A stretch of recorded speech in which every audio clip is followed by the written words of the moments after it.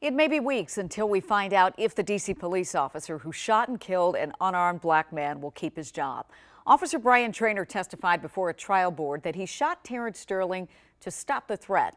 Delia Goncalves has been following this case closely for a year and a half. She listened to more than 30 hours of testimony last week.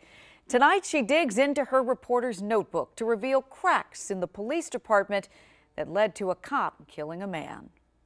Saturday, I happened to be driving by the same exact route in Northwest where police pursued Terrence Sterling on his motorcycle, and I kept replaying the words of the trial board when they told Officer Traynor, if you just followed policy, if you had just listened to your supervisors, this would have never happened. Even though Brian Traynor pulled the trigger, lots of folks failed that night, including two supervisors, Sergeants George Donegan and Stephen Schwalm. They testified they saw the motorcycle speed by and a police cruiser chasing it.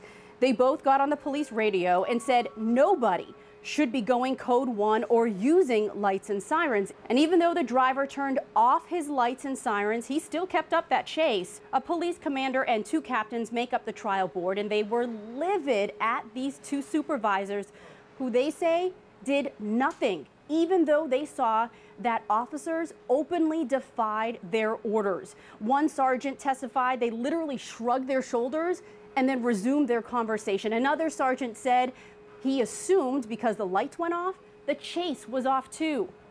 1 minute later, Terrence Sterling was shot to death. The trial board grilled these sergeants on procedure, policy, and ultimately their failure to do their job that night, saying, quote, "You are a supervisor. The agency needs you to supervise officers." Delia Goncalves, WUSA 9. Officer Jordan Palmer, Traynor's partner and driver of the police car, defended Traynor's decision. He was suspended for 20 days without pay after admitting to an unauthorized pursuit.